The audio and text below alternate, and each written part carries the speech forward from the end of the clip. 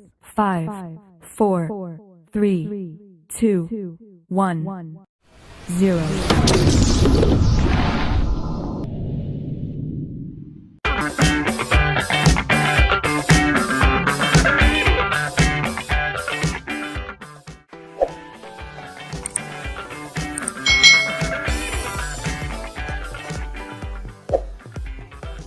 Halo adik-adik semuanya, selamat datang di channel YouTube Kak Citra. Apakah kalian siap untuk belajar hari ini? Hari ini kita akan belajar di tema 1, subtema 2, pembelajaran yang ketiga. Kita langsung saja ya ke materinya. Bekerja sama bisa dilakukan kapan saja. Saat kita bermain pun kita bisa bekerja sama. Tahukah adik-adik semuanya bahwa kita dapat belajar bekerja sama itu dari permainan tradisional. Nah, kita mau belajar tentang permainan tradisional yang bisa menumbuhkan sikap bekerja sama dengan teman kita. Permainan tradisionalnya adalah bakia. Nah, ini adalah salah satu permainan tradisional Indonesia. Permainan bakia ini itu berasal dari Sumatera Barat. Bakia ini bisa disebut juga dengan terompa bakua, merupakan permainan yang membutuhkan kekompakan. Nah, di sini ada 2 bilah bambu, lalu di situ dipasang karet untuk kita bisa memasukkan kaki kita.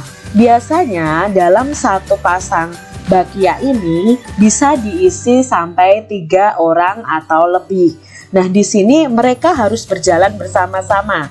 Mereka harus kompak. Kalau kaki kanannya yang maju, ya kaki kanannya yang maju. Kaki kiri yang maju, kaki kirinya yang maju. Kalau salah satu sampai salah langkah, maka kalian bisa terjatuh. Makanya dalam permainan bakia ini diperlukan kerjasama. Coba adik-adik kalau kalian punya bakia, kalian bisa bermain dengan teman-teman kalian supaya kalian kompak dan bekerja sama. Dalam kelompok terdiri dari beberapa anggota saat bermain bakia tadi dan memiliki kemampuan yang beragam. Namun jangan sampai hal tersebut menghalangi kita untuk tetap bekerja sama. Saling menghargai perbedaan dalam bekerja sama akan membantu tim mencapai tujuan. Jadi dengan bekerja sama kita bisa mencapai tujuan kita. Saat bermain bakia, kamu tentunya harus mendengarkan peluit yang ditiupkan guru dan aba-aba temanmu. Kegiatan tersebut tentunya membutuhkan pendengaran yang baik. Masih ingatkah adik-adik pentingnya indera pendengar? Ayo kita ingat kembali tentang indera pendengar. Indera pendengar kita adalah telinga.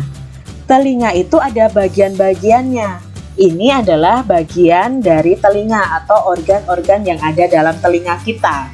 Dari daun telinga, saluran telinga, gendang telinga, telinga tengah, tulang pendengaran, rumah siput,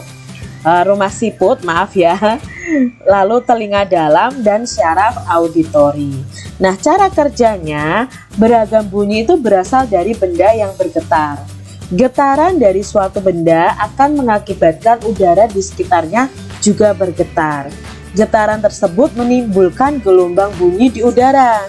Benda-benda yang bergetar dan menghasilkan bunyi disebut sumber bunyi. Bunyi kemudian merambat melalui udara dan ditangkap telinga kita. Nah, getaran bunyi mengenai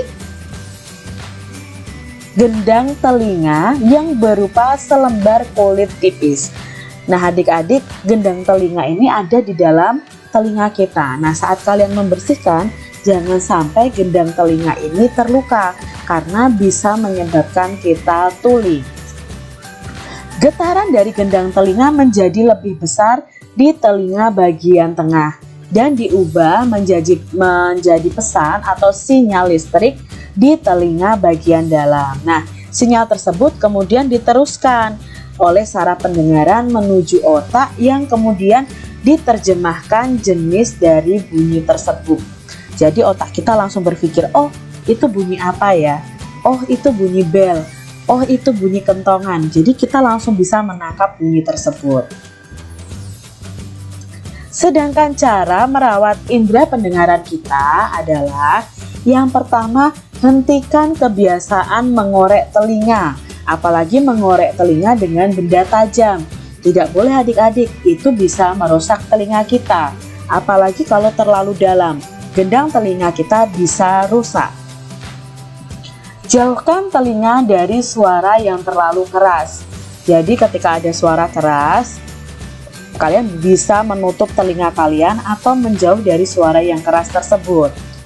Cara merawat yang ketiga adalah menjaga telinga agar tetap kering. Jadi telinga kita biarlah tetap kering, tidak basah, tidak kemasukan air.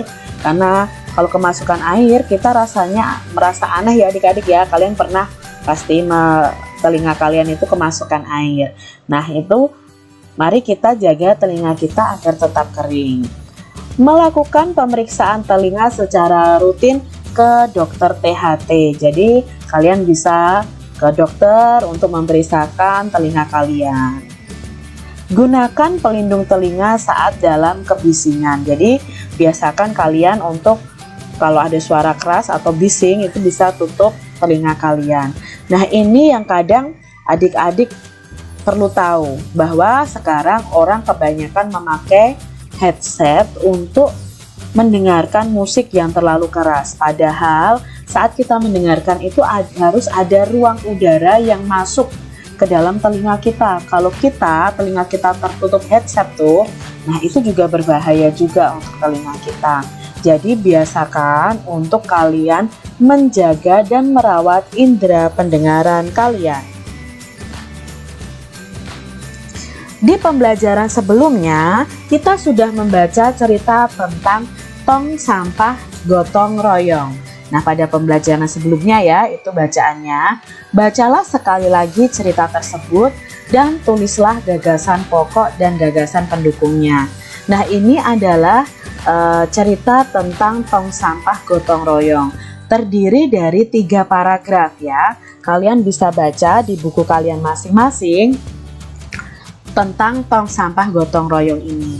Ini adalah paragraf kedua dan ini adalah paragraf ketiga.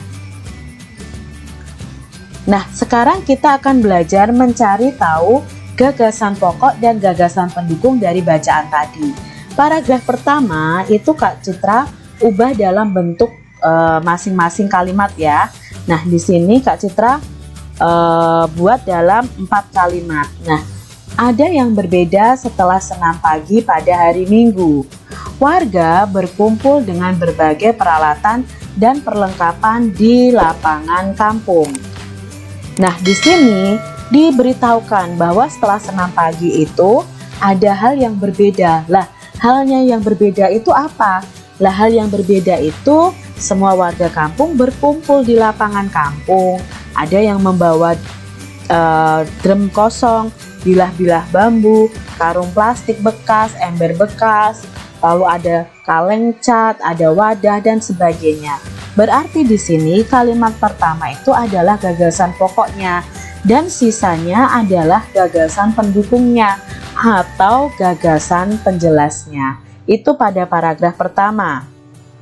Lalu pada paragraf kedua, pagi hari Pak Made dan keluarganya harus melakukan ibadah pagi terlebih dahulu di pura. Nah, di sini diberitahu bahwa Pak Made dan keluarganya itu beribadah di pura. Nah, sementara itu warga bekerja sama sejak pagi bergotong royong menyiapkan tempat sampah baru. Nah, di sini dijelaskan Pak Made pergi ke pura, sementara warga yang lain itu mereka mulai bekerja sama, mulai bergotong royong.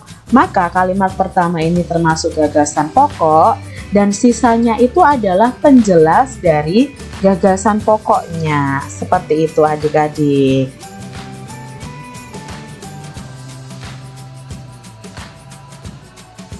Nah, untuk paragraf ketiga, coba adik-adik kalian pilih sendiri mana yang termasuk gagasan pokok dan mana yang termasuk gagasan pendukung.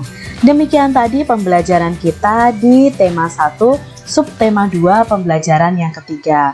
Semoga video ini bermanfaat bagi adik-adik semuanya dan tetaplah semangat untuk belajar, jaga kebersihan dan kesehatan kalian.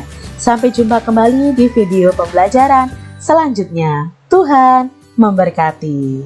Jangan lupa tekan tombol subscribe, lalu tekan loncengnya, tekan juga tombol like, lalu share ke media sosial kalian. Jangan lupa untuk ikuti media sosial Kak Citra. Terima kasih.